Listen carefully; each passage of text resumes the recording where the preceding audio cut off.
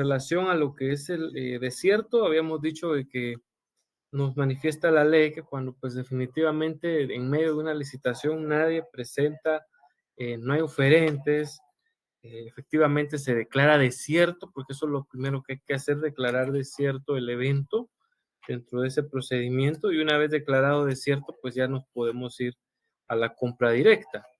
Eso lo estuvimos platicando la semana pasada acerca justamente, desde luego, de lo que son directamente el tema de contrataciones del Estado. Y esto pues se los quería mostrar pues porque está efectivamente dentro de la ley, pero para tomarlo siempre en consideración, ¿verdad? ¿Qué pasa cuando efectivamente hay ausencia de ofertas? Ahí está el 32, dice, en el caso de que la convocatoria de licitación no concurriera en ningún oferente, la Junta levantará el acta correspondiente y lo hará de conocimiento de la autoridad administrativa superior para que prorrogue por el plazo de dicha oferta. Si aún así no concurriera algún oferente, la autoridad superior quedará facultada de realizar la compra directa a que se refiere el artículo 43 de la ley. Muy bien. Ahora, si ustedes se dan cuenta, luego me hacía el comentario de que, pero si la cotización tiene su propia ley, sí, pero ahí mismo nos está diciendo, o sea, tiene sus propios artículos. El propio artículo 32 es el que nos está mandando el 43. Entonces, ¿qué dice el 43? ¿Verdad? Porque es ahí donde nos refiere, las modalidades específicas son, y ahí tenemos cada una de estas. Ahora bien, ¿dónde nos dice que tenemos que aplicar supletoriamente lo de cotización a la licitación? También nos lo dice, si no estoy mal es el 39, permítanme, vamos a chequear. Esto en realidad no lo íbamos a ver ahorita porque realmente pues ya habíamos superado esta temática, pero lo vamos a dejar libre acá. Vean lo que dice el artículo 42. Aplicación supletoria, dice. Las disposiciones en materia de licitación regirán supletoriamente, óiganlo bien, regirán supletoriamente en el régimen de cotizaciones en lo que fuere aplicables. ¿Y en qué fuere aplicables? Cuando quedan los eventos desiertos. Entonces ahí pues tenemos que ir sí o sí al tema de la compra directa, ¿verdad? Que es lo que más favorece en definitiva cuando el evento se declara desierto. Entonces ahí estamos viendo nosotros estos artículos, uno nos manda al otro, por eso les digo, la ley de contrataciones del Estado teníamos que verla para entender, y pues qué bueno que estaba ahí la duda, o no sé si era duda o comentario, pero bueno, el tema de que ha sido aclarada y volvemos a decir, ya ahorita que pudimos chequear en la ley, nadie presenta ofertas, se declara desierto, nos vamos a la compra directa dentro de una licitación. En la cotización, exactamente lo mismo. ¿Cuál es el fundamento? El artículo 42 de la Ley de Contrataciones del Estado. Bueno, eso fue para subsanar la duda que estaba, o duda, era como duda comentario en el artículo, en la de la semana pasada. Así de que ahora vamos a entrar, de lleno a lo que vamos a platicar el día de hoy. Vamos a ver, esto cargar en un momentitos. Nuestra presentación. Aquí está. Bien, yo creo que en unos segunditos voy a cotejar si ya lo tienen ustedes a la vista. Ya. Bueno, vamos a platicar en esta tarde, noche, acerca de los elementos específicamente dentro del derecho administrativo, ¿no? Dentro de la administración como tal, vamos a hablar de esos elementos. Estaremos verificando también la clasificación de los órganos administrativos, eso de sistemas o técnicas de los órganos de administración pública, entre comillas. ¿Por qué lo estoy manejando entre comillas? Porque nuestra colega en la clase resumida, ella así fue como lo nominó, ese fue el nombre que ella dio, pero no es exactamente sistemas o técnicas. Ya vamos a ver exactamente pues a qué se refiere la temática que vamos a abordar. Bueno, pues vamos a entrar en materia. Primero, aquí tenemos una definición de lo que es un órgano administrativo. Luego voy a hacer una diferenciación grande entre órgano y organismo. Dice acá que dicho órgano administrativo nace como consecuencia de aquella facultad que vimos nosotros que el Estado brinda, que se llama personalidad jurídica. ¿Se recuerdan? La personalidad jurídica más bien es una investidura, ¿no? Una investidura que la propia ley brinda a ya sea a órganos, a organismos, a entes, personas jurídicas, etcétera, ¿no? Eso se le llama personalidad jurídica. Entonces, resulta, damas y caballeros, que para poder decir que algo es un órgano administrativo, resulta que tuvo que nacer como consecuencia de esa personalidad jurídica. No podríamos estar hablando de que existiera, de no tener efectivamente personalidad jurídica, de no poseer esa investidura legal que es tan necesaria para poder ser titular de derechos y también, por supuesto, contraer obligaciones. Luego acá en nuestra definición dice que siendo la unidad que compone a los organismos. A mí me gusta compararles y hacerles un poquito de memoria cuando nosotros vimos en algún momento determinado en los básicos o aún en la primaria, en un curso que se llamaba Ciencias Naturales. Ahora lo cambiaron y se llama Medio Natural, pero como diríamos al buen Chapín, es la misma mica, ¿verdad? Es lo mismo. Entonces no hay gran diferencia entre lo que antes se veía y lo que ahora se ve. Al decir organismo, a ver, usted allá en su casa y yo acá, somos organismos, ¿eh?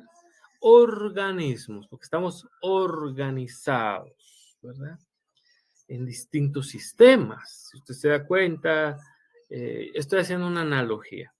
Cuando hablamos del sistema digestivo, del sistema nervioso, del sistema óseo, se recordarán ustedes, ¿verdad? Y cada uno de esos sistemas tiene órganos. Cada sistema tiene sus propios órganos. Ah, ¿no me creen? Recordémonos.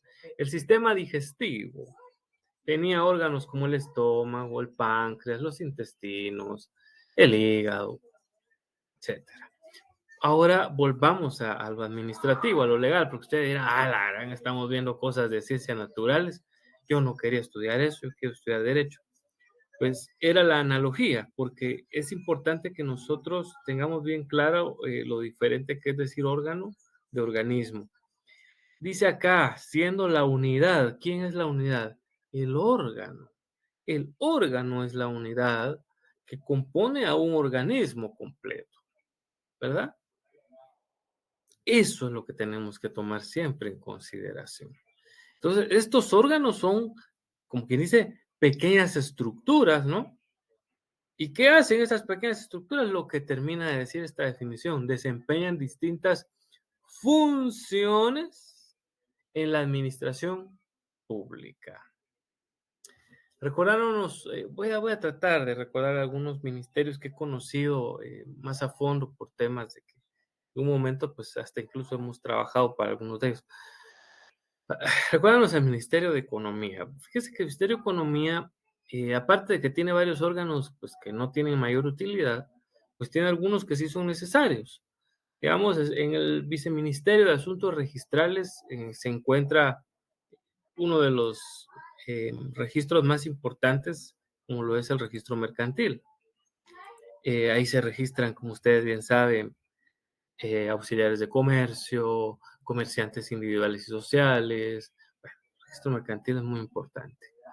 Entonces, es un órgano, ¿sí? Es un órgano el registro mercantil que pertenece al organismo ejecutivo. ¿Se dan cuenta cómo el ejecutivo es un cuerpo, ¿sí? El Ministerio de Economía, en este caso, pues es como decir un sistema, vean la analogía, y por supuesto, el registro mercantil es un órgano importantísimo. Hay más registros ustedes, pues, alguien se pregunta si hay más registros en el Ministerio de Economía, sí. Está el registro de prestadores de servicios de certificación, que es donde, pues, se registran estas entidades que prestan la firma electrónica avanzada. Está también el registro de garantías mobiliarias, ¿verdad? Cuando se graba, por supuesto, con alguna garantía, con algún gravamen, pues algunos bienes, ¿verdad? Incluso grandes maquinarias, ahí se va a hacer la inscripción, fíjese. Está también el registro de valores, ese sí es inútil, por eso le digo, no todo, la gente que trabaja ahí, pues no sé a qué se dedicará. Guatemala ni tiene bolsa de valores, como eso le digo todo, pero existe un registro de valores increíble, ¿no? A veces sí hacemos el ridículo en Guatemala, o bueno, son solo excusas para gastarse el dinero. ¿Qué otro registro se me escapa? Ah, el registro de propiedad intelectual, si es necesario, ¿verdad? Porque a quien quiera registrar un libro, una obra, alguna canción, pues ahí la puede hacer. En fin, pues cada uno de estos registros son órganos y por eso dice ahí que desempeñan distintas funciones en la administración pública. Al ser distintas es porque en el registro mercantil ya dijimos lo que se puede inscribir. Pero si yo quiero inscribir, óigalo bien, un libro que escribí, yo lo quiero hacer, o una canción, así como la de nuestro gran paisano, gran cantautor Ricardo Arjona, quiere inscribir, pues él tiene que ir al registro de propiedad intelectual. Es ahí donde él tiene que ir a registrar y no al registro. Bueno, el registro este, por cierto, está ahí abajito. Para los que ya conocen, en donde está el registro de mercantil, ¿verdad? Ahí abajito está. Pero lo que me refiero es a que no es el mismo registro, ¿sí?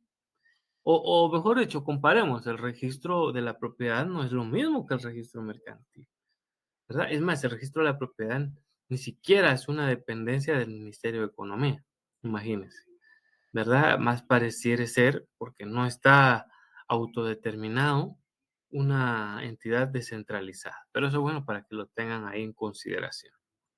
Entonces vemos que cada órgano, pues ya imagínense el gran análisis que le hicimos a esta definición. Sabemos ahora de que un órgano nace de la personalidad jurídica que tiene el Estado y que es una pequeña unidad, como una célula, ¿verdad? Como las de nuestro cuerpo, las que tenemos acá. Una pequeña unidad que compone a la administración pública y tiene sus funciones específicas. Naturaleza jurídica de los órganos administrativos. Recordamos que cuando hablamos de naturaleza jurídica nos referimos a cuál es su esencia. Bueno, existen dos teorías. ¿Qué significa la palabra teoría? Por si ahí a veces se nos traban las ideas. Bueno, recordemos que una teoría es básicamente una idea del origen de algo o es una idea sobre alguna circunstancia. Lo decimos porque una teoría no es una afirmación, para nada es una afirmación. Es como cuando usted deja, por así decirlo, un pastel en su casa, alguien se come ese pastel, usted dice, bueno, ¿y quién se lo come? Entonces tiene ideas, bueno, los que estaban aquí presentes era mi sobrino y mi tía, ellos fueron los que vinieron aquí nada más. Uno de ellos dos se lo comió. Yo le dice, tía, ¿te lo comiste el pastel? No, ¿qué pastel? Fulano, ¿te comiste el pastel? No, yo ni sabía que había pastel. Ah, los dos lo niegan. Entonces, uno solo tiene la teoría, pero si yo traje un pastel, estos se lo comieron. O fue aquel o fue aquella, pero no tenemos la certeza de quién fue. Mientras no hay certeza, entonces hay teorías. Así que hay dos teorías sobre la naturaleza jurídica de los órganos administrativos. Así que estudiémosla. Primero está la teoría de la representación. Ahí lo están seguramente leyendo ustedes en sus pantallas, ¿no? Aquí abajito las tenemos, teoría de la representación. Y esta se basa en que el elemento personal eh, que tiene como tal el órgano es el que se considera como el representante, ¿sí? De la administración pública. ¿Cómo así? Bueno, según la teoría de la representación, es gracias a que hay personas dentro de esa entidad, ¿no? Y que estas son quienes verdaderamente representan a la administración pública. ¿Qué le parece? Esta teoría es bastante interesante. tiene sentido, porque digamos, cuando usted, digamos, demanda al Estado de Guatemala, eh, no demanda, digamos, al presidente X fulano de tal, no, no, usted no lo puede presentar así, porque no lo demanda a nivel particular. Se demanda como, digamos, si es al presidente, que fuera el caso, al presidente constitucional de la República de Guatemala, así. Y no vamos a demandar, en este caso, al actual, ¿verdad? A menos que si fuera algo personal, ahí sí, ¿no? Alguien ya podría venir y decir: "Yo demando fulano de tal". Pero reiteramos, ¿verdad? Esa teoría se basa en este sentido. Pasa mucho también en los ministerios, ¿no? Bueno, demanda al Estado, demando al Estado de Guatemala a través de su, entidad nominadora. No se me venía ahorita el nombrecito. A través de su entidad nominadora, el Ministerio de Educación, por así decirlo. Esa es sí la forma correcta de demandar. No poner el nombre del ministro, fulano de tal, no, no, no es así, ¿verdad? Entonces, hasta cierto punto vemos nosotros que la teoría, por eso la teoría esta de la representación, que se basa en decir que la naturaleza jurídica de los órganos administrativos depende del representante como persona de ese lugar. ¿Mm? ¿Qué le parece? Ahora bien, está la otra teoría, que es la teoría del ejercicio de una atribución. Contrario sensu, la teoría del ejercicio de una atribución refiere de que existe como tal el órgano administrativo porque se le ha dado una atribución y como tal, eso, damas y caballeros, es lo que le provee el ejercicio. ¿El ejercicio de qué? De ser representado. Es decir, ¿ah? Puedo yo demandar a, pensemos ahorita en otra entidad, al Ministerio de Agricultura, Ganadería y Alimentación, al MAGA, ¿sí? Lo puedo demandar. Según la teoría de la atribución, no voy a venir a demandar a fulanito de tal, al ministro ahorita que está, Pimentel, no sé qué es. Esta teoría dice que tengo que demandar a quien ejerce la atribución y esa es ni más ni menos que el ministerio como tal. Entonces se dan cuenta de la diferencia en la de representación de la persona que está representando, mientras que en la de la atribución, pues definitivamente el Estado es el que ostenta dicha atribución como tal, y es eso pues a lo que se refiere esta situación de la naturaleza jurídica. Pero se preguntarán ustedes, bueno, ¿y cuál de estas dos es la válida? ¿La de la representación o la del ejercicio de una atribución? Las dos. Todo tiene que ver básica y específicamente con el lugar, con la legislación como tal, eso es lo que tiene que ver. Claro, nuestra legislación guatemalteca parece que se inclina más con la teoría del ejercicio de una atribución, no lo vamos a negar, se va más por ese lado. Así es pues de que usted ya lo sabe. Avancemos otro poquito. Bueno, ahora vamos a ver qué elementos tienen los órganos administrativos. No estamos hablando de los organismos, eso pues es más grande, es hasta cierto punto adivinable, es más sencillo. O sea, porque al ser tres organismos del Estado, pues se entiende. Pero cuando estamos hablando de los órganos, tenemos que entender qué es lo que lo compone. Entonces, aquí vemos que hay al menos tres elementos esenciales dentro de un órgano administrativo. Perdón, puede ser de que ustedes en alguna bibliografía encuentren más elementos, no lo voy a negar, pero esta que ustedes ven acá en sus pantallas, muy apreciables, no son otra cosa que los elementos básicos. Estos sí no le pueden faltar a un órgano administrativo, ¿eh? Hablemos entonces del primero de ellos. Son los administradores o funcionarios públicos. Bueno, yo no solo pondría funcionarios públicos, también pondría empleados públicos, porque hay una pequeña diferencia entre un funcionario público y un empleado público. Normalmente los funcionarios son electos de forma popular, ¿m?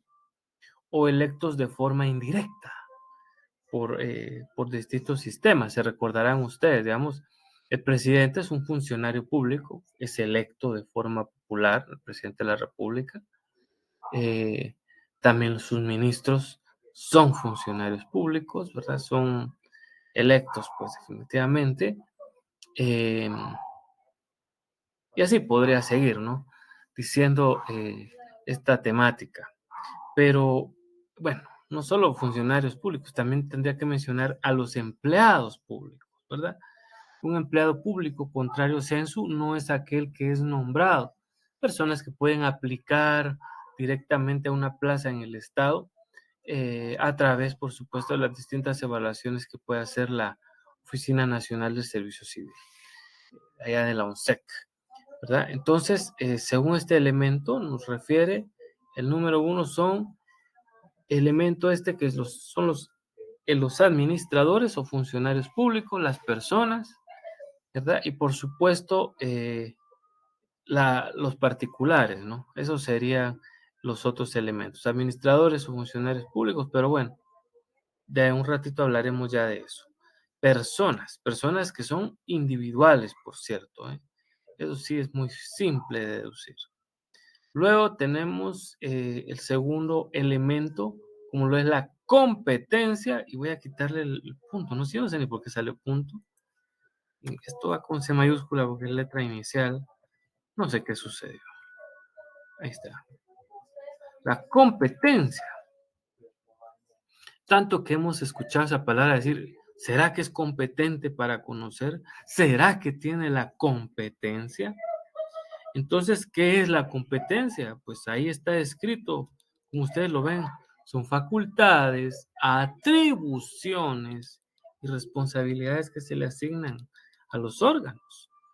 ¿Ah? Entonces, luego vamos a poner un ejemplo de cada uno de estos, por supuesto, donde vemos a los administradores, a la competencia y todo esto lo vamos a ver dentro de muy poquito.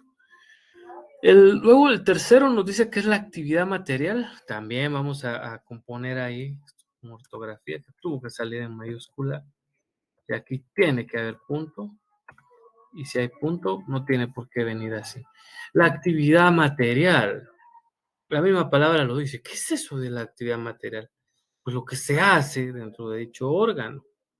Eso, damas y caballeros, nos va a permitir, por supuesto, entender cada uno de estos elementos que tienen como tal los órganos administrativos, ¿no? Actividad material, lo dijimos, pues son los planes, es lo que realiza como tal. Pensemos ahorita en un órgano fácil que todos comprendamos a ciencia así, cierta y sin tanto problema. Se me ocurre el registro de la propiedad.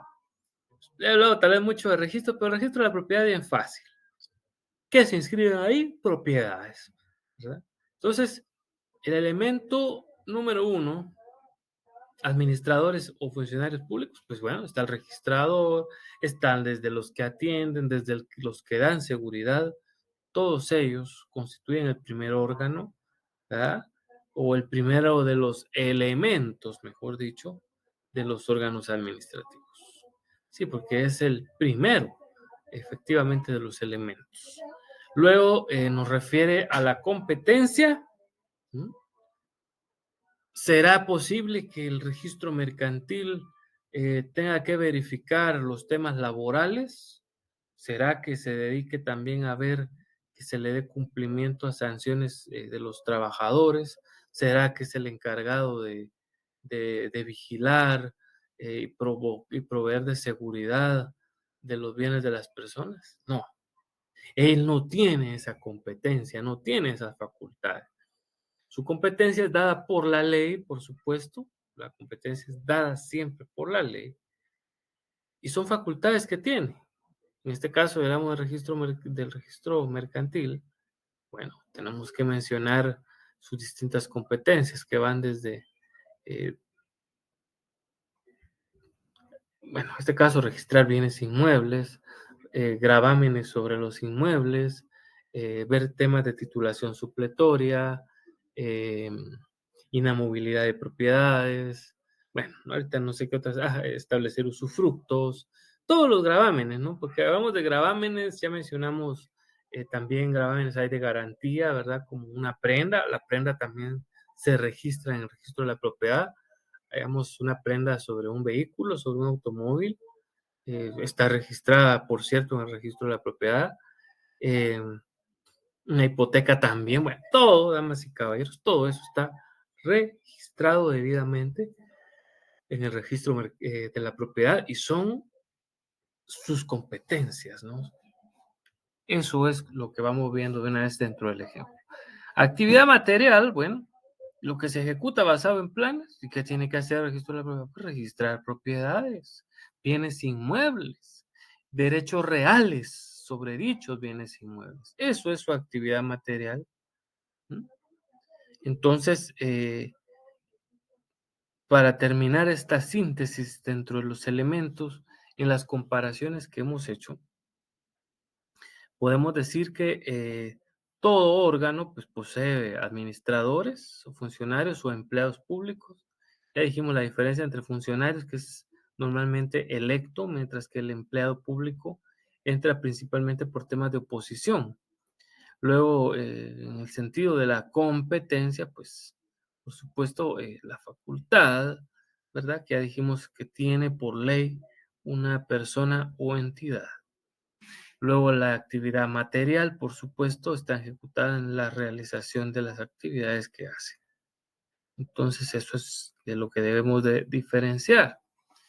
Ya vemos sus elementos, o sea, ¿qué lo integran? Ahora entendamos sus características, o sea, ¿qué lo hacen tan distinto? Bueno, entonces la primera característica que entendemos es la llamada de que son instituciones del derecho público. Todos los órganos administrativos, por supuesto, pertenecen principalmente al Estado. Entonces, son del derecho público. También sabemos que como tal, al ser de derecho público, pues deben tener un interés social. Asimismo, pues dice acá, a través de él se cumple con la función del Estado, ¿verdad? Entonces, eso, damas y caballeros, es la primera característica. Instituciones del derecho público que como tal, pues realizan intereses sociales, ¿no? Esa es la función número uno y la característica número uno de los órganos administrativos. Luego, en el B nos dice que son instrumentos que el Estado utiliza, por supuesto, para externar su voluntad. Ya hemos visto que normalmente la voluntad del Estado se externa por medio de resoluciones. Entonces, es su característica. Viene alguien y hace una petición para un tema de jubilación, la tramita con el Estado y la resolución que diga que sí al lugar para que ya se le dé la jubilación. Imaginémonos incluso un pobre jubilado del ex. eh, Tiene que tener, ¿qué? 65 años, haber dado 240 cuotas, algo así, dice la ley del ex. Entonces, damas y caballeros, pues ahí, a través de la resolución que diga que sí al lugar y que se le puede empezar a pagar, pues, ahí se está externando la voluntad del Estado. Hay cosas que efectivamente el Estado pudiera denegar, porque debemos entender que no es que el Estado definitivamente haga la voluntad de las personas, para nada, ¿verdad? Como nosotros sabemos. Entonces, él externa principalmente su voluntad en las resoluciones. Luego tenemos la tercera característica que dice que para su ejercicio es necesario el poder que la ley le otorga.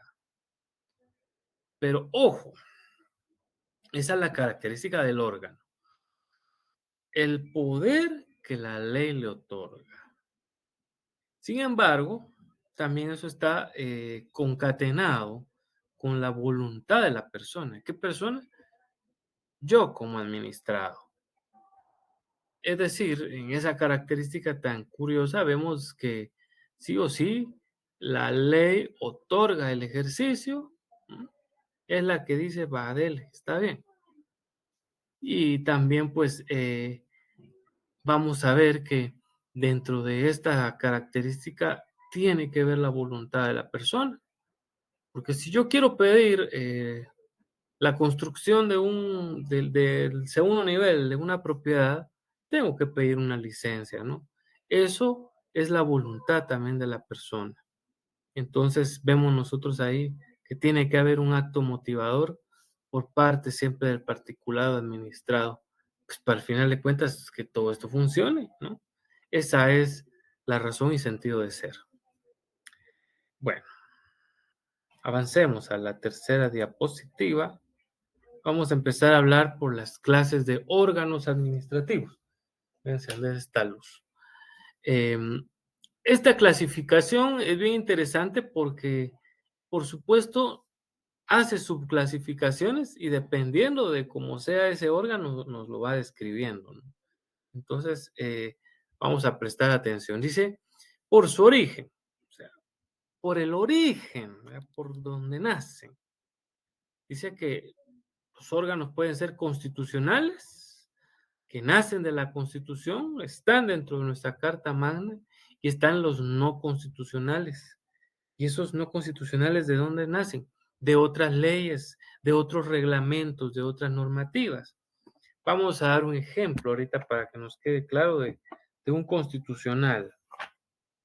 Uy, pasa que me traje esta constitución que es comentada y de repente los artículos no los tiene uno tan a la mano, pero quiero mostrarles. El artículo 82. Veamos lo que dice. Universidades. Ah, artículo 82. Autonomía de la Universidad de San Carlos de Guatemala. La Universidad de San Carlos de Guatemala es una institución autónoma con personalidad jurídica. En su carácter de única universidad estatal, le corresponde con exclusividad dirigir, organizar y desarrollar la educación superior del Estado y con la educación profesional universitaria estatal, así como la difusión de la cultura en todas sus manifestaciones. Promoverá por todos los medios a su alcance la investigación en todas las esferas del poder humano y cooperará al estudio y resolución de problemas nacionales. ¿Qué le parece? Aquí estamos viendo nosotros que por su origen, la constitución, no que estoy hablando yo, la Universidad de San Carlos de Guatemala es un órgano constitucional, porque dice en la Constitución Política de la República de Guatemala que ahí está, que existe. Como bien sabemos nosotros, es la única universidad estatal. ¿Y por qué es la única? Porque la Constitución dice que es la única. Si la Constitución no hubiera dicho eso, es muy probable que tuviéramos más de una universidad eh, estatal, como es el ejemplo, digamos, aquí mismo a la par de nosotros con México. Con México vamos a ver que está pues, en el Distrito Federal, la famosa UNAM, la Universidad Autónoma de México. Está, pero también la Universidad Autónoma de Guadalajara, la Universidad de Monterrey, etcétera. Pues hay varias universidades estatales en México. Mientras tanto, pues en Guatemala sí la ley es muy clara en hablarnos de solo una, y esta es la Universidad San Carlos de Guatemala, un órgano de carácter constitucional. Eh, ¿Qué otro órgano podrían decir ustedes que es de carácter constitucional? Bueno, hace un rato hablaba yo del registro de la propiedad, ese también aparece aquí en, el, en la Constitución, ya lo he dicho que ahorita pues, para no ir tan lejos, miremos, más fácil se me puso ahorita a la vista el Ministerio Público. El Ministerio Público ya sabemos que no pertenece al organismo ejecutivo, no debería ni de llamarse Ministerio Público, ¿saben? Porque no es un ministerio como tal. Su jefe no es un ministro, es la fiscal, y ahora pues la fiscal general, ¿verdad? O un fiscal general de la nación. Ya lo que dice el artículo 251, Ministerio Público. El Ministerio Público es una institución auxiliar de la administración pública y, y de los tribunales, dice. Permítame, me comí esta línea, dice. El Ministerio Público es una institución auxiliar de la administración pública y de los tribunales con funciones autónomas, cuyos fines principales son velar por el estricto cumplimiento de las leyes del país. Su organización y funcionamiento se regirá por su ley orgánica. Entonces vemos nosotros que esto es un órgano también de carácter constitucional, ¿no? Constitucional. Ahí estamos hablando del Ministerio Público, y hay más: la Procuraduría de los Derechos Humanos, la Contraloría General de Cuentas, la Procuraduría General de la Nación. Todo eso, damas y caballeros, forma parte de varios de los órganos que están en la Constitución. Ahorita no me voy a poner a buscar cada uno porque se nos iría el resto del periodo y no voy a terminar de verlos todos. Ahora hablemos de los órganos no constitucionales. ¿Sí? Aquí dice que nacen de órganos inferiores. Uy, no, que no es de órganos, que nacen de normas inferiores. Vamos a corregir esto.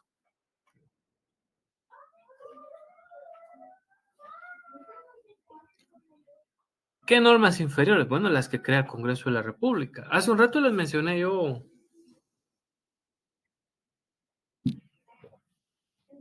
el registro de prestadores de servicios de certificación, allá donde se registra quienes van a prestar la firma electrónica avanzada. No es el Estado el que la presta como tal, no, delega a personas jurídicas para que éstas puedan venir y prestar la firma electrónica. Fíjense, es bien interesante. Y esa firma electrónica en Guatemala no es muy conocida porque nos cuesta la tecnología en nuestro país. Lamentablemente todavía estamos bien atrasados con eso. Ya en otro país es tan fácil firmar todo electrónicamente, inclusive desde el celular yo puedo firmar contratos, puedo firmar negociaciones, puedo firmar actas, puedo firmar memoriales, híjole, hay un universo, ¿eh? Pero aquí en Guatemala nos hemos estancado con eso, aunque ya va queriendo, ¿no? Ya vamos queriendo despertar. Eh, entonces, este es un ejemplo de un organismo que efectivamente no es de carácter constitucional.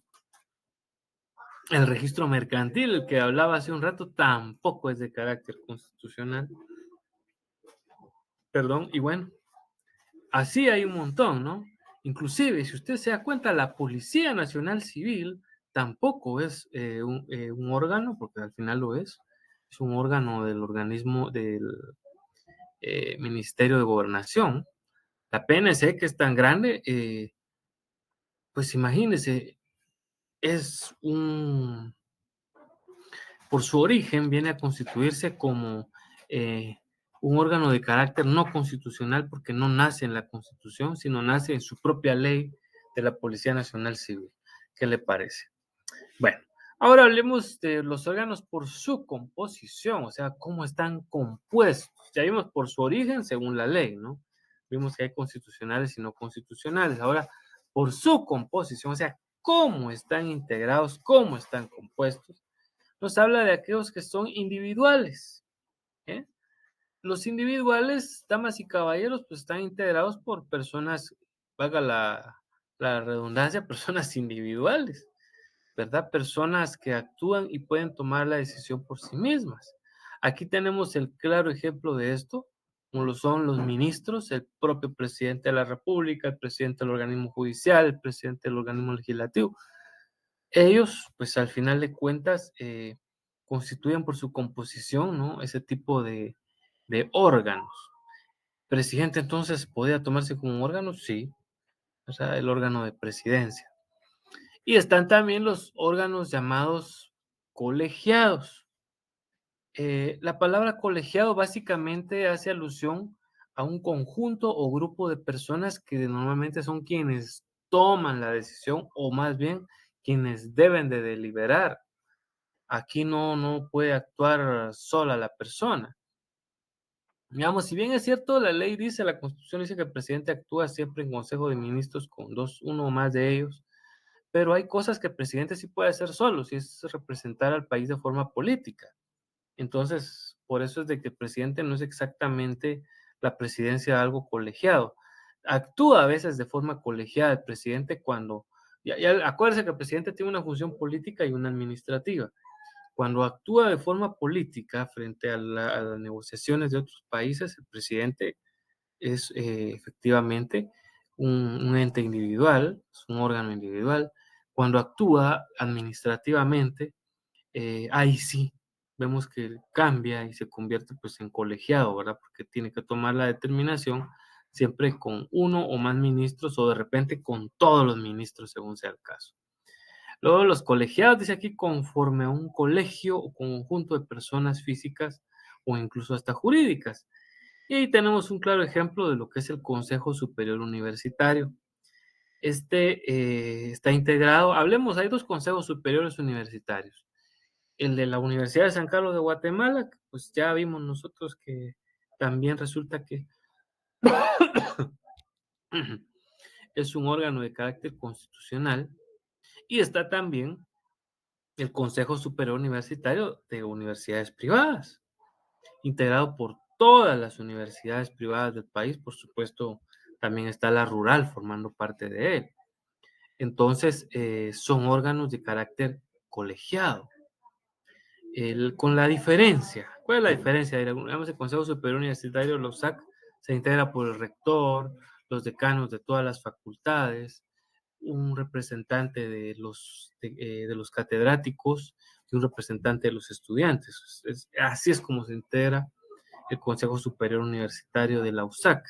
Ahora el Consejo Superior Universitario de las universidades privadas se representa específicamente con los decanos, ahí sí solamente son los rectores, no decanos, los rectores de las distintas universidades, es decir, Rural, Panamericana, Da Vinci, son las que están ahorita más recuerdo, las más antiguas como la Mariano Galvez, la Universidad del Valle, la Francisco Marroquín, etcétera. Y hay otras que pues son muy poco conocidas, como esa regional y demás, ¿no? Occidente, todas esas son menos conocidas. También integran, sin embargo, el Consejo Superior Universitario a través de los rectores. Y obviamente, cuando toman la decisión, no la pueden tomar por separado, siempre la toman en conjunto. ¿Sabe? También ahorita me estaba viniendo a la mente eh, qué otro, por su composición, qué otros órganos son colegiados. La Corte de Constitucionalidad. La CC, damas y caballeros, es un órgano colegiado. Recuérdese que normalmente pues, se integra para tomar deliberaciones por 5 magistrados, ¿verdad? Que la CC pues tiene 5 titulares y 5 suplentes, entonces normalmente 5 de sus magistrados están ahí. En casos especiales, como lo es la inconstitucionalidad, casos generales, pues la CC se integra por 7, ¿verdad? Mandan a llamar a 2 de los auxiliares, ¿verdad? Para que pues efectivamente hay una situación así por el estilo. Y vemos que ellos no pueden tomar la determinación uno solo, porque hay un presidente de la CC, pero no porque sea el presidente de la CC, él es el que toma la determinación. La tiene que tomar toda la corte como tal. Entonces es otro órgano de carácter colegiado, ¿verdad? Es otro de los ejemplos que les damos por su composición. Luego está órganos por su permanencia. Por su permanencia, voy a hacer algo ahorita. Disculpen que estoy tomando agua porque a veces de tanto hablar, sencillamente, pues la garganta se va secando. Ahorita lo voy a ir subrayando para que ustedes vean la clasificación y lo estamos haciendo en vivo para que no haya problema ahí de que se nos olvide algo. Mire, individuales, subrayadito, y el otro colegiados, ¿verdad? No quiso subrayarse, está. Ahora, por su permanencia, resulta que se llaman ordinarios y contrario censo a ordinarios extraordinarios, ¿no?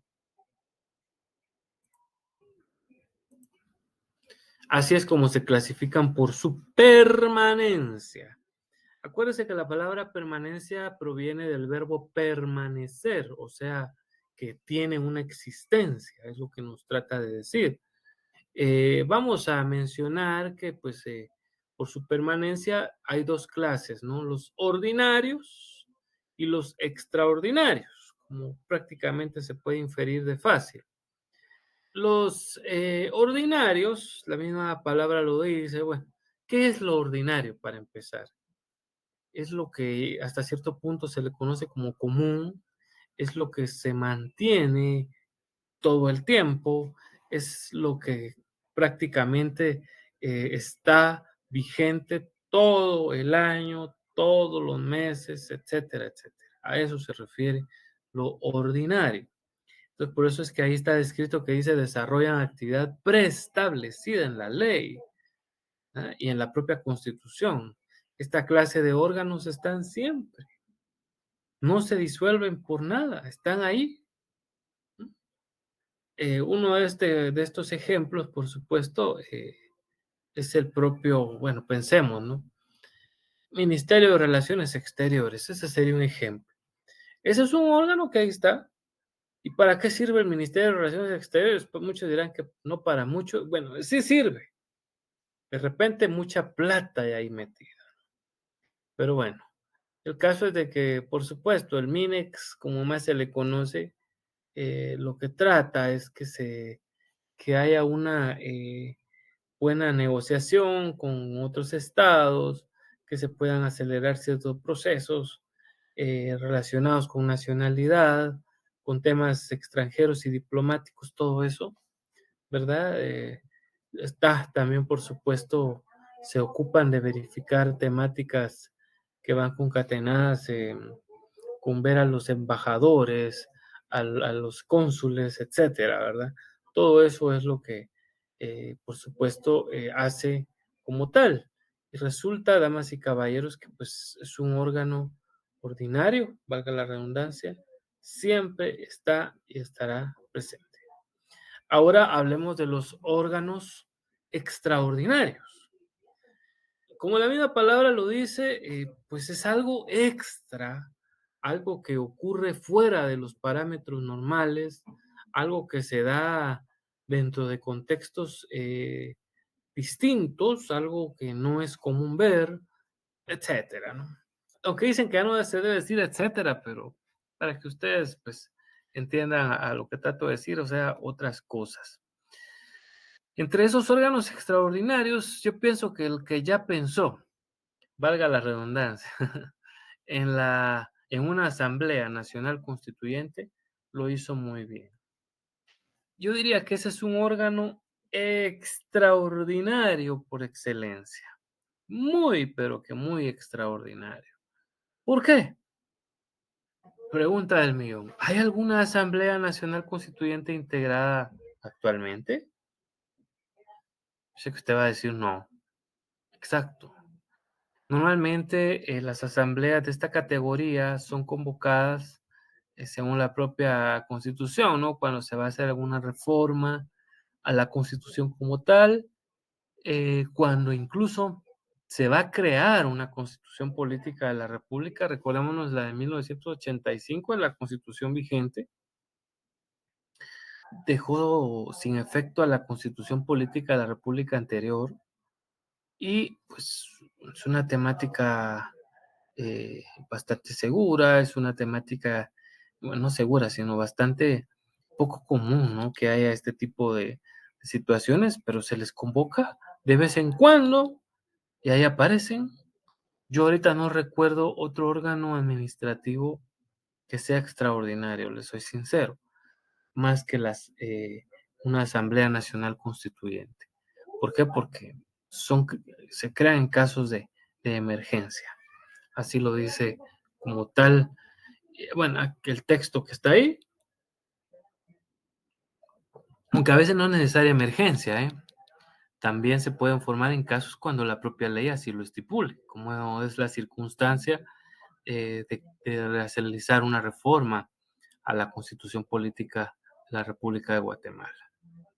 Esos deberían de ser órganos extraordinarios. ¿Saben cuál otro debería ser un órgano extraordinario? El Tribunal Supremo Electoral. Ese debería de ser un órgano extraordinario porque ahí les estamos pagando a estos todo el tiempo. Resulta que solo tienen trabajo cada 4 años.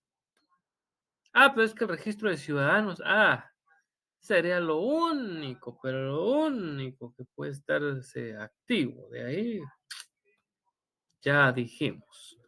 Pero bueno, eso solo lo digo para que ustedes lo tomen en consideración. Vamos a pasar a la siguiente diapositiva. Por su jerarquía, ¿verdad? Entonces aquí está más fácil. Hay órganos superiores y hay órganos inferiores. Bueno, esto es fácil de determinar. Pues un órgano superior, ¿cómo identificarlo? Bueno, el órgano superior es aquel que no tiene otro superior. Así de sencillo. Ya no hay otro por encima de él, ¿verdad? Este órgano como tal está en la cúspide y normalmente pues se respeta por eso su decisión. Normalmente suelen tener decisiones o deliberaciones de carácter final. Entonces, dentro de esos órganos superiores, eh, igual vuelvo a citar a la Presidencia de la República, vuelvo a citar a la presidencia también del Congreso de la República, la presidencia de la Corte Suprema de Justicia, ¿verdad? Todos ellos, damas y caballeros, ya no tienen superiores. La propia Corte de Constitucionalidad, por eso es de que muchos aducen de que los magistrados de la CC ya se sienten dioses, ¿no? Porque arriba de ellos ya solo la Corte Celestial, dicen, ¿verdad? Entonces son órganos superiores, ya no hay más. Pero incluso la Corte Suprema de Justicia tiene carácter superior, aunque yo sé que ustedes están pensando, pero la CC le revoca a veces a la Corte Suprema a través de amparos, y sí, es cierto. Pero porque el amparo es una figura constitucional y el que se ocupa de verificar el tema de la constitucionalidad del país, pues es la CC. Y en esas materias la CC sí está por encima de la Corte Suprema, ¿no? En materias constitucionales. Sin embargo, el amparo, para ustedes que ya cerraron, recordarán que no es una medida revisora ni es una tercera instancia, ¿verdad? Bueno, para seguir aterrizando, están también los denominados órganos inferiores. Estos, pues, obviamente tienen como tal a superiores eh, como es el caso, ¿verdad?, de los ministerios, ¿verdad? Ahí hay viceministros, hay directores, ellos prácticamente se les denomina órganos inferiores porque tienen, por supuesto, directrices que normalmente esperan de los órganos que están por encima de la cúspide. Entonces, las decisiones de los órganos inferiores usualmente pues, son revocables. Entonces, eso es otra de las características que podemos diferenciar. Eh, Luego, después de ver por su jerarquía, tenemos por su modo de actuación. Están los llamados simples. Vamos ahorita a subrayarlo. Y están los denominados complejos. Uy, ahí está. Por su modo de actuación, hay simples y hay complejos. Bueno, los simples son aquellos, ahí lo estamos leyendo, lo ven ustedes en sus pantallas, no se integran a otro órgano. Están, pues como quien dice, independizados, de alguna forma decirlo. eh, Están separaditos, ellos solitos, no tienen ahí mayor injerencia, no tienen superior, tampoco tienen inferiores. Están ahí, esos órganos simples, ¿verdad? Por eso dicen, no se integran a otro órgano, ¿no? Están solitos. Se me viene ahorita inmediatamente a la mente, de él ya hemos hablado bastante, creo yo, en esta sesión, el registro de la propiedad. el registro de la propiedad, ahí todos los bienes inmuebles ya dijimos que se registran, pero es un órgano simple. Y además, ni siquiera tenemos a ciencia cierta una definición de si el registro de la propiedad es autónomo o si es una entidad descentralizada. Ni siquiera lo sabemos porque ni siquiera la ley ni el Código Civil donde aparece eh, se menciona, y en lo que está en la Constitución Política de la República también ahí me le dan salud porque no tiene mayor, llamémosle así, identificación. Entonces, de lo llamativo, por eso ese es un órgano simple, ¿verdad? No se integra a otro órgano. Otro es la CC, la Corte de Constitucionalidad tiene lo mismo. No deviene, no tiene superiores, no tiene inferiores. Ahí está la CC solita, ¿no? Pensemos en que normalmente las entidades descentralizadas y las autónomas están por ese lado, pero ojo, hay otras que sin ser una y otra tienden a ser, por su actuación, órganos simples. Ahora entendamos qué son los órganos complejos. Dice que los que se integran con otros órganos. Ah, pues ¿cómo así? ¿De que se integran con otros órganos? Bueno, básicamente se hace alusión a la forma en la cual, por supuesto, hay asociación con otros órganos para poder funcionar. Los ministerios son un claro ejemplo de esto, ¿no? Los ministerios son órganos complejos, tienen una serie de dependencias, ¿verdad?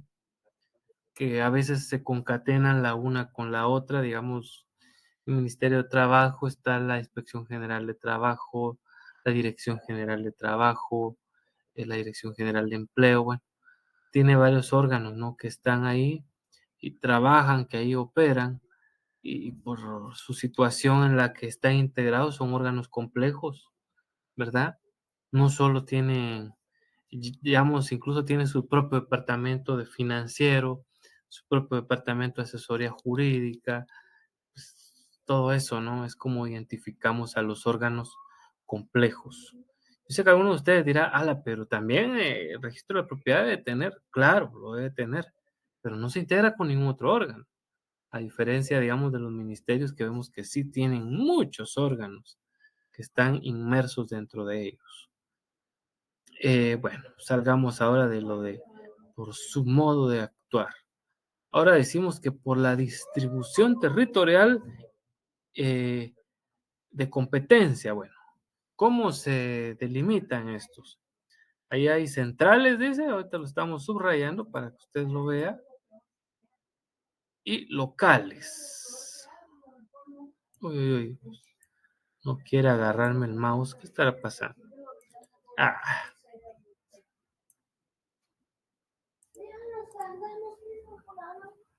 entonces tenemos, hoy sí, los órganos centrales, dice ahí.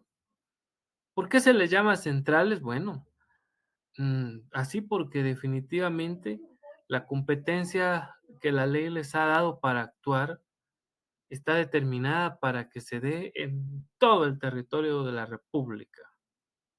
Eso, damas y caballeros, es lo que, pues, al final de cuentas debemos entender, ¿no? Se desarrolla en todo el territorio. Lo que dice ese órgano es para todo el territorio.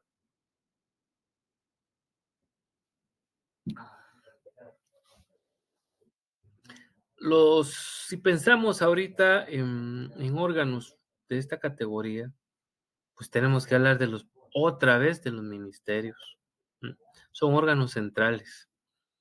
La competencia que tiene el Ministerio de Trabajo, pensemos ahorita, porque es el que hace las inspecciones de trabajo como tal, puede hacer inspecciones aquí en la ciudad de Guatemala, puede hacer inspecciones allá en San Marcos, puede hacer inspecciones allá en Retaluleu, Huehuetenango, Izabal, bueno, etcétera, ¿no? En cualesquiera de esos departamentos tiene la atribución y hay delegados, ¿verdad? Por eso es de que tiene la Inspección General de Trabajo sus delegados por cada uno de los departamentos. Entonces ellos van recibiendo ahí. este tipo de situaciones. Lo cierto es de que por eso se le conoce así por ser órganos centrales, ¿verdad? Porque tienen una competencia en toda la república. Contrario al censo están los órganos locales. eh, Me quedé ahorita pensando en el tema de los locales, ¿qué otro ejemplo les podría dar aparte de, de las municipalidades? Fíjense. Bueno, las municipalidades son, por supuesto, órganos de carácter local, muy local, diría yo, muy con el tema del municipio, porque definitivamente eh, cada quien tiene su propia jurisdicción, ahí no puede meterse, eh, mejor dicho, como no estamos hablando de jurisdicción, estamos hablando de competencia. Cada quien tiene su lugar en el territorio en el que tiene que, eh, debe llegar. Por eso es que Metra no puede imponer multas allá en Misco, Emixtra no puede venir a poner multas aquí a la capital, etcétera, ¿no? Tienen ahí cada quien su competencia territorial. Entonces vemos ahí que es un claro ejemplo de cuando hay órganos administrativos que se les considere en esa categoría, ¿no? Locales hace alusión a una pequeña localidad, a un grupo pues más pequeño. Luego dice que por la distribución funcional de competencia, estos se dividen en dos generales. Uy, uy, uy, vamos a, ahí está. Generales y especiales. Les iba a subrayar porque negrilla lo tiene básicamente el epígrafe, por así decirlo. Y miren que no me subraya. Mañosa la compu, me cuesta cuando, bueno, es que como ahorita está en modo de presentación, tal vez por eso.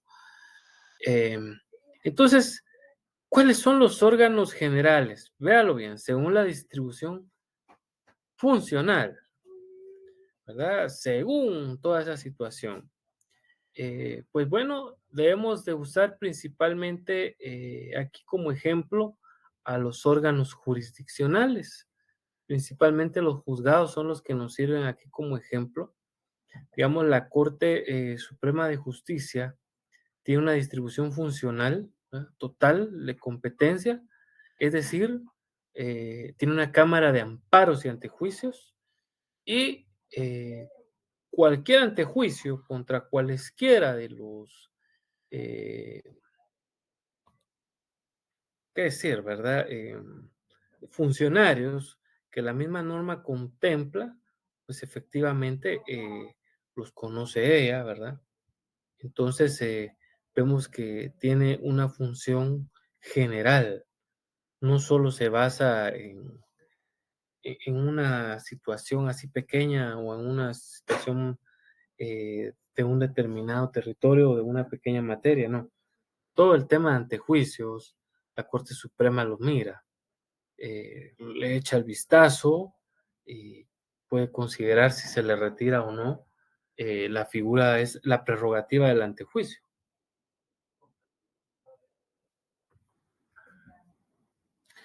Una figura pues que lo que procura es que un funcionario esté sometido a enjuiciamientos a veces que no tengan mayor reparo, ¿verdad?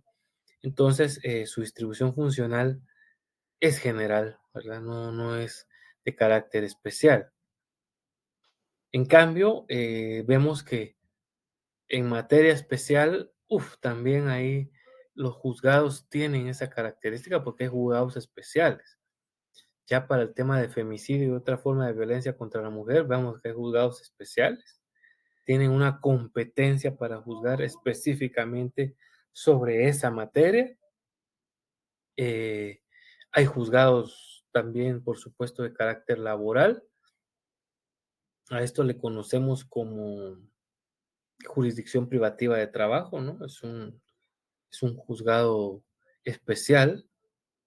Eh, entonces, yo lo que vemos aquí es la diferencia, la especie de la generalidad, según esa distribución funcional. Pareciera que entonces también la Corte Suprema de Justicia es especial. No, no, es general. Repetimos, su distribución funcional es para todo el Estado guatemalteco y para todos aquellos funcionarios, pues, es la encargada de ver esto.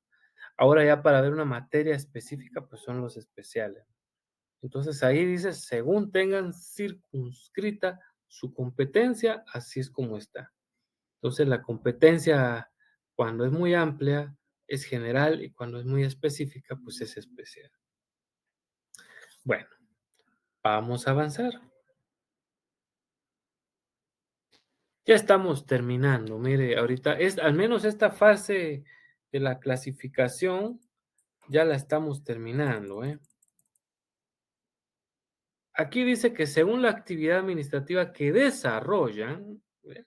Según la actividad administrativa que realizan, ¿ve? Hay activos, dice. Ahorita los subrayamos. Y por supuesto están los consultivos. Están aquí, consultivos. Subrayémoslo. Uy, uy, uy. No les digo que el subrayado se va de más. Y aquí están los de control. Aquí sí hay, son tres. Mire qué interesante. Pero quiero subrayar solo unos para que el ejercicio funcione mejor. Ahí está. Los activos. ¿A qué se le conoce como, acuérdese, es según la actividad, ¿no? Según la actividad, activos. Claramente lo vemos ahí, dice que resuelven y forman la voluntad del órgano y lo trasladan al Estado. Los órganos activos tienden a hacer ese tipo de situaciones. ¿Eh? Resuelven por sí mismos, forman, ahí va inmersa obviamente su voluntad y ahí va externada como tal. Un órgano activo o los órganos activos que se nos ocurren en este momento mencionarles como ejemplo son los ministerios de Estado. Los ministerios de Estado resuelven, forman, externan su voluntad y la trasladan también al Ejecutivo. Ahí vemos nosotros cómo se da esta temática de realizar de forma activa una actividad de carácter administrativo. Hay órganos que no realizan esa situación, sino lo que hacen es que son de carácter consultivos. Es decir, ya según ustedes luego, pues si incluso trabaja para el Estado, se va a dar cuenta de que en algunos casos la norma prevé de que pase, digamos, una opinión de un ministerio y que le tenga que dar el visto bueno la Procuraduría General de la Nación. Ahí, Procuraduría General de la Nación se vuelve la segunda clase de órganos que estamos viendo, es decir, en un órgano consultivo. PGN es el abogado del Estado, ¿verdad? Eso lo dice que, ¿cuál es el 253, 200? Ahorita vamos a ver cuál es el de la Constitución para que nos quede claro. Esto de los órganos consultivos.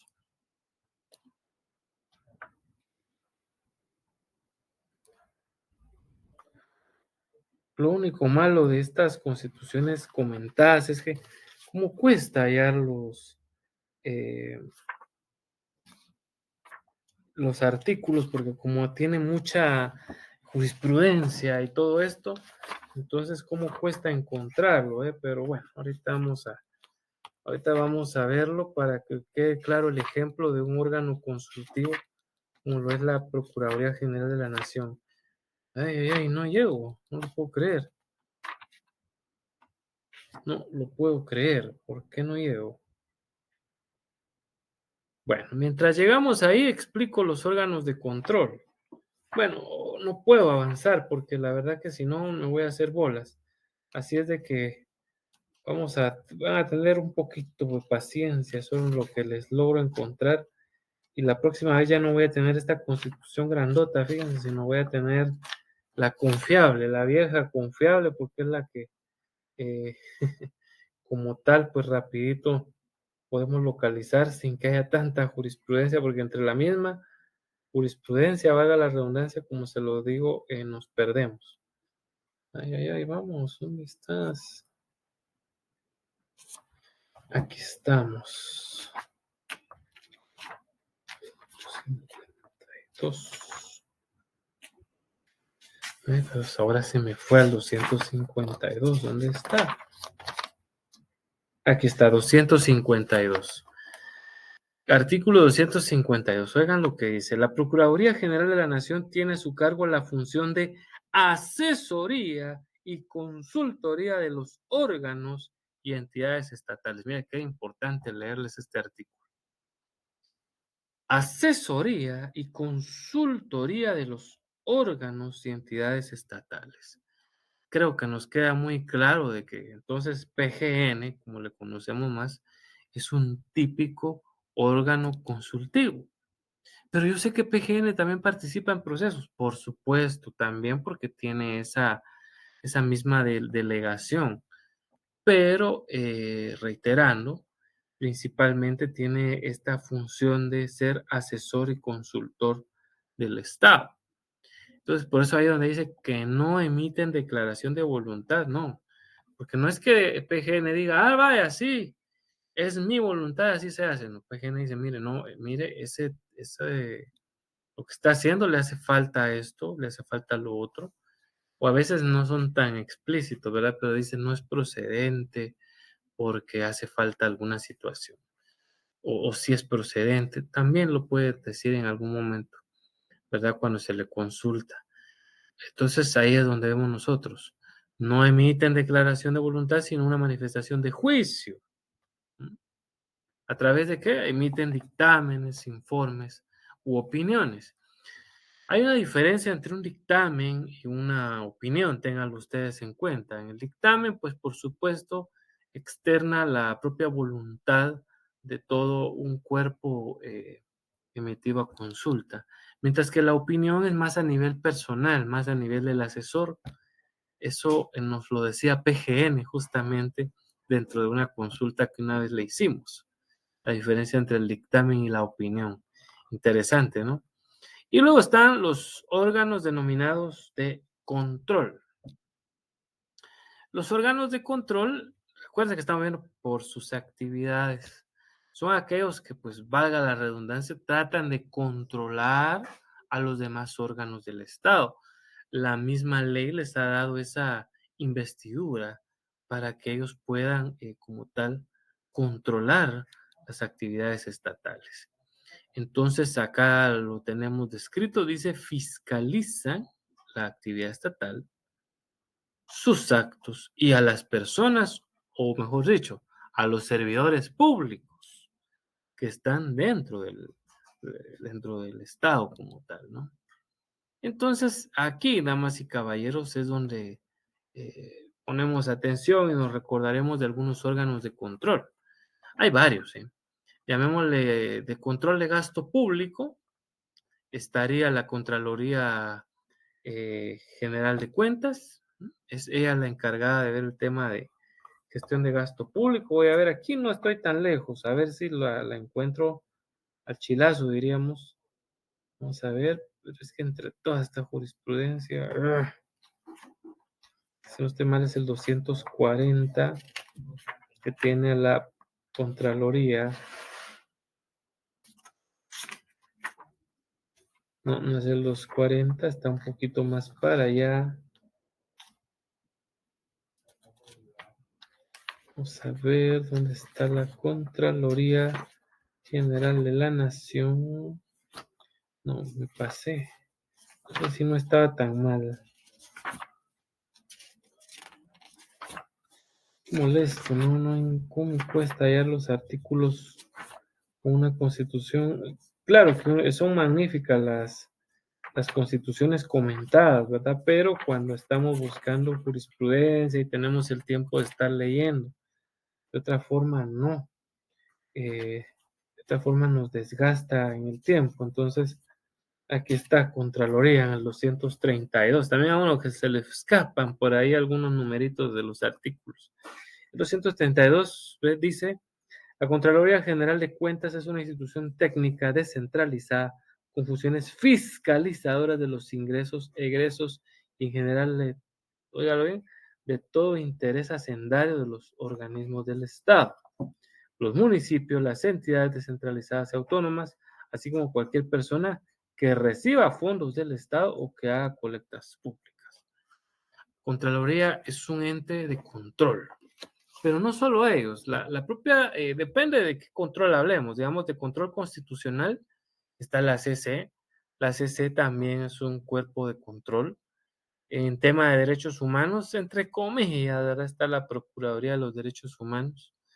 Realmente, hace rato que no tenemos un procurador de los derechos humanos que sea un poco más objetivo, no sé.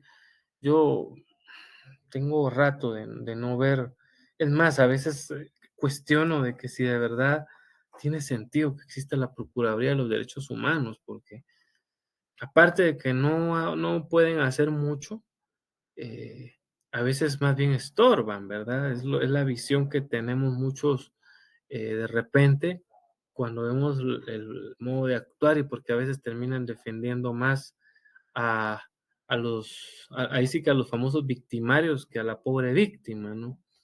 Entonces, pienso yo que no se ha tomado pues por ahí la determinación más correcta, pero bueno, es solo mi opinión. Eso, damas y caballeros, son los órganos de control. Pasemos ahora a hablar, insisto, hago la corrección porque en las microclases mi colega, claro, ya solo tiene 15 minutos para dar la clase, es un tiempo muy corto, entonces ella lo tocó así de forma muy somera y lo manejó como sistemas o técnicas de la administración pública, pero en realidad se llama formas de organización administrativa, ¿no? Las formas de organización administrativa son 4 y ahorita las vamos a ver de forma muy somera, es decir, va a haber otro momento en el que las volveremos a platicar porque así está dentro del programa.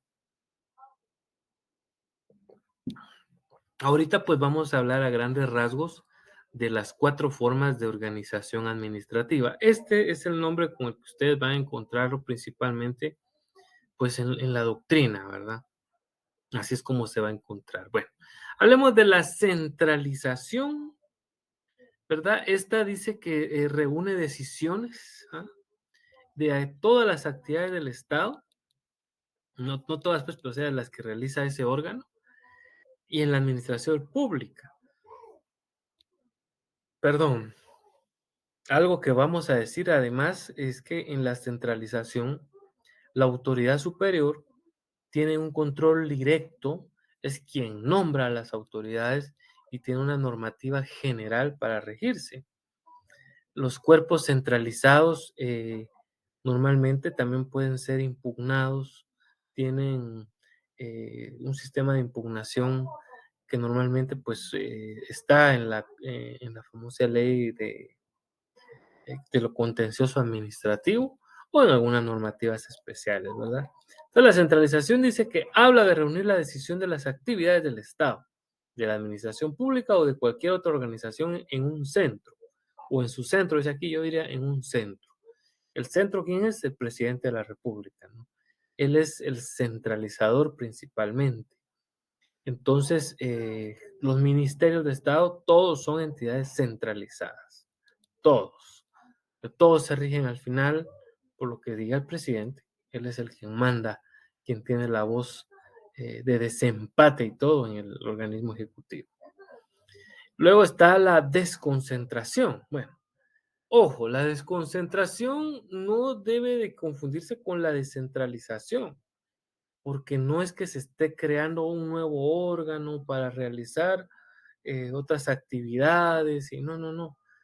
La misma palabra lo dice, nada más con ella lo que se busca es desconcentrar de un montón eh, de cuestiones al propio gobierno para que pues efectivamente haya más oficinas sin que por esto pues sean independientes, ¿no? Por eso que aquí dice, consiste en el traspaso de la titularidad o ejercicio de una competencia. ¿Mm? Las normas se le atribuyen como propia, dice los órganos, en otro órgano de la misma administración pública. Eso era lo que yo quería llegar. Se crea otro órgano dentro de la misma administración pública de la cual es jerárquicamente dependiente, ¿verdad? ¿Cómo así? Vaya, voy a dar un ejemplo. Como que imagínese usted, va a ver que hay mucha cola, dice usted, cuando va al registro de las personas jurídicas, que pertenece, por cierto, al Ministerio de Gobernación. Mucha gente ahí, mucha gente. Ah, vaya.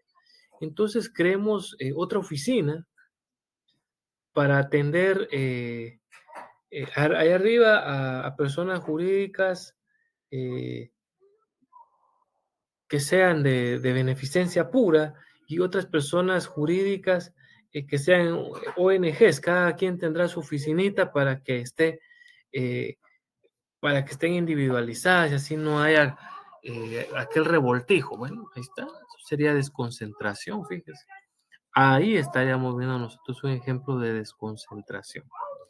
Por eso les digo, ¿verdad? Se traspasa esa titularidad, pero ojo, el órgano administrativo siempre depende jerárquicamente, esa misma oficinita dependerá siempre del propio registro de las personas jurídicas. No es que sea independiente ni nada de eso, para nada. Luego tenemos una que pues sí es un poquito que le brinda más poder, diríamos ahí, o más independencia a los órganos administrativos como es la descentralización. La descentralización, pues, como su nombre lo indica, consiste en quitar del centro a la autoridad. Entonces, es un proceso, ¿verdad?, donde las funciones ya se han disipado. Es decir, ya no solo las tiene el centro, sino ahora pues se disipa. Ese mismo poder como tal, por supuesto, pasa a otra autoridad que de todas formas está más o menos conectada con la autoridad principal. Aquí dice que es el proceso de dispensar funciones, poderes, personas o cosas fuera de una ubicación o autoridad central. Pero aún esa definición nos queda un poquito pobre, en el sentido de decir, bueno, ¿y cuál es la diferencia entre desconcentrar y descentralizar? Que en la descentralización se crea un cuerpo nuevo, nace un nuevo órgano, no una oficinita, ni un par de ventanillas, no, se crea un nuevo órgano, ¿verdad? Digamos, cuando vimos el tema de ver la recaudación tributaria en el país, en esa época Alfonso Portillo creó la SAT. Entonces, la SAT es una entidad descentralizada que dice, no, es autónoma, no, realmente es descentralizada. Busquen y se van a dar cuenta que es una entidad descentralizada. Vean su ley. Y ahí están dispersas las funciones de ella, ¿no? La SAT, si ustedes se dan cuenta, hasta saca su propia normativa y aquello que nos queda más que acatar lo que a veces diga la SAT, ¿verdad? Por supuesto, las autoridades sí, la SAT no se las nombra solitas, porque no es autónoma. Y eso nos habla de lo último, la autonomía. Ya les he dicho que estos tipos ahorita pues lo vimos de forma muy somera porque el programa refiere que tenemos que verlo más a fondo. La autonomía, la misma palabra lo dice, ¿no? Autónomo. Es decir, es una independencia total del ente administrativo. Cuando es autónomo se va a decirnos que puede regirse por sí mismo, puede inclusive financiarse en muchos casos a sí mismo y por supuesto cumple con sus fines para sí mismo. Y para que de verdad fuera eminentemente autónomo, tendría que nombrar a sus propias autoridades. Entonces es así como opera el tema de la autonomía. Entonces ahí, si usted se da cuenta, es independencia de un ente de regirse por sí mismo. Se lo mencionaba hace un instante. Un poder o potestad reglamentarias. Tienen sus propias reglas, ¿verdad? Su propia ley orgánica normalmente, a fin de cumplir con el servicio para el cual fue creado, por supuesto. Hay entidades autónomas que son constitucionales, es decir, las nombró la Constitución. Ya vimos a la USAC, que es una de ellas. La otra es la Confederación Deportiva Autónoma de Guatemala, las municipalidades. Uy, ¿cuál se me escapa ahorita? El IX, el Instituto Guatemalteco de Seguridad Social, aunque con el ICSA hay una situación controversial, es que todavía el presidente de la República se encarga de nombrar a ciertas autoridades, entonces no hay como que una autonomía total, pero el ICSI tiene la plata para ser autónomo, si usted se da cuenta, sí la tiene, pero aún así hay una situación ahí rara. Por ahí alguien diría que solo hay autonomía. Recordaba ahorita eso que dijo un día un jurista, que ahorita no tengo el nombre, que solo habría autonomía cuando de verdad la autoridad como tal goza de autonomía financiera, autonomía legal, autonomía administrativa. Ahí sí hay autonomía. Entonces diríamos que ninguna de las entidades denominadas autónomas tiene autonomía, ¿verdad? Pero insisto, eso solo es una opinión que por ahí escuché. Voy a tenerles el autor por ahí pronto para que pues tengamos esa situación ahí, ¿verdad? Pero bueno, la ley dice que son autónomas, así que si la ley lo dice, no puedo tampoco cuestionarla. Bien, mis muy apreciables, hemos llegado al final de nuestra sesión. Yo les agradezco mucho por su atención. Ha sido un gusto poder compartir con ustedes y bueno, si Dios nos lo permite, pues nos estamos saludando la otra semana, siempre pues a la misma hora, ¿no? Por este mismo medio.